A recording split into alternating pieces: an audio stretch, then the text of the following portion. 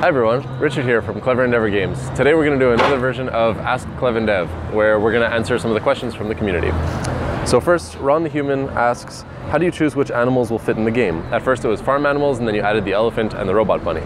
So at first the animals were farm animals, or animals that are close to the farm. And then we had a Kickstarter where we had people suggest animals, and one of them was a bunny. We thought bunny was kind of a little boring, and so the person ended up changing it to a robot bunny, which was obviously acceptable. Then the elephant was a point of contention that we argued about it quite a bit, and it made itself into the game. So yeah, that's how we choose. So what we do is like we make a competition, we make a huge audition like American Idol, Animals Idol. It's our version. So they all send videos and letters for us, and then we see them performing to us, and we say yes or no to them. We have to punch a button in our desk, like turn around, and that's it. And in the end, only one survives, and that's our choice. Nerd Rage asks, how does the tree keep growing so large? This is due to a miracle called nature. Maybe you didn't do this experiment when you were young, but if you take a bean or a seed and you put in a cup with cotton and you put water, this bean will magically turn into a plant. And if you put this plant on dirt, it will become a tree. And if you keep putting water and giving love to this tree, it will never stop growing. Never, never, never. It's a miracle. So there's a couple of things that go in there. First of all, the tree is obviously magical. Second of all, when we designed the tree, we implanted it with super enriched soil that lives underground in the computer, which you can see if you go underground in the computer. And that helps the tree to grow even larger. So it just seems like it makes sense.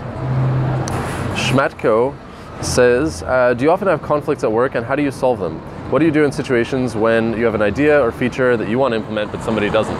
So if we have conflicts at work, we haven't really had any serious conflicts. What tends to happen is someone has a strong design idea or an idea that they really feel strongly about, and eventually we discuss it, we argue a little bit, and then the person who feels the strongest about it tends to end up getting that decision made.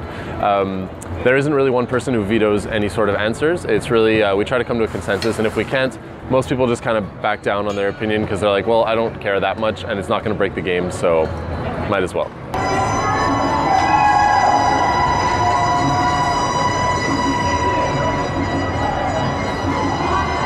Really? Let's go. Schmakto is asking, do you often have, should I wait for this? Here I go. Okay. Schmakto asks, do you, we have to, let's wait. Oh, they're on a car. What's that? My girl. Ooh. I wanna know. Oh, it's a giant bicycle.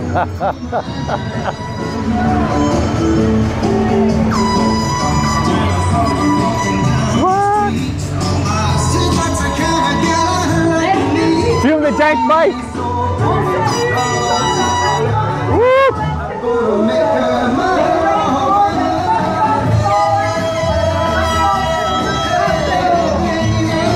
And that's why I moved to Montreal, because of things like that. Here we go. Schmakto, he's asking, do you often have conflicts at work, and how do you solve them? What do you do in situations where you have an idea, a feature that you want to implement, and somebody doesn't want it? What we have is, we have a little game called Knife Fight. We go into a room, we put a knife in the middle of the room, and we count from 1 to 3, and that's it. We just solve our problems with a little knife. That's just a joke, huh? We just talk. We talk a little bit about it, and that's it, we solve it. By something called argument. Mail drop folder is asking, are the blocks and traps that the animals use built, bought, stolen, or found? Well, I don't know the origin, if they are stolen or if they found it, but they definitely build it. They found the pieces, or they steal the pieces, and but they put it together. That's what they do. They don't find the traps done. They build the traps. The materials that they use, we never know where they come from. I'd say a combination. No, they're not bots. They're built for sure. The animals are crafty, as you've seen by ever playing the game, and they put together blocks with whatever crap they can find lying around. Whether they stole that or not, we can't say. I mean, it's not our place to know where they got the blocks from, but we definitely know that they built them. Pokefied asks, is anime real? I don't really know what that means. Anime is certainly real in terms of a type of animation, and I've watched some anime. Full Metal Alchemist was super, super awesome. I wouldn't say I'm a huge fan, or I wouldn't say I know a lot about it, but the stuff that I've seen I liked. So yes, it's definitely real. Well, anime is definitely real. Those characters and all those things, all those stories, they're real stories, real characters, they're alive. The cartoon, on the other hand, that's fake. Don't believe in that thing. It doesn't exist. It's something that you created in your mind. Index asks, what's your favorite season? Assuming he's talking about nature seasons, the easy answer is summer, because summer is always nice and beautiful, especially here in Montreal. But I'm gonna say the contradictory answer and say winter. And people might yell at me for that. But I think winter's cool because pretty much all the sports that I do, hockey and skiing and snowboarding, are things that happen in the winter, and that's really fun. And also snow is just pretty. So when it's not minus 30 Celsius, it's a pretty cool season. First, I have to say that Richard, he got a problem. Something is wrong with him if he's saying that winter is the best season. Well, it's an advantage for him. It's good for him that he lives in Canada because we have 7 months of winter. But the best season by far is fall, especially here in Montreal. It's so beautiful, it's extremely beautiful, and it's just like life. It's very fast, it's beautiful, and you know that it's going to end. You have to enjoy it. You have to, il faut profiter. Cocoduds, a while back you guys mentioned it, Discord integration. Is that still something that might happen?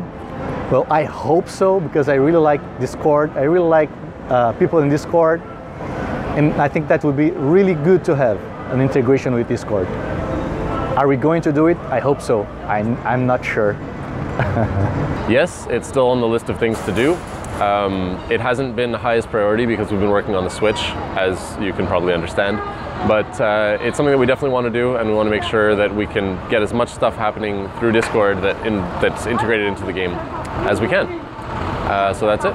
Thank you everybody for listening. This is another edition of Ask Clever Endeavour. So please ask us your questions on Discord or on Reddit or on Twitter or wherever you want to ask us questions, and we'll try and answer them in the next episode. I hope we were able to clarify a little bit of your questions. If not, I'm sorry. We tried our best, and we see you all in the next time. Bye bye.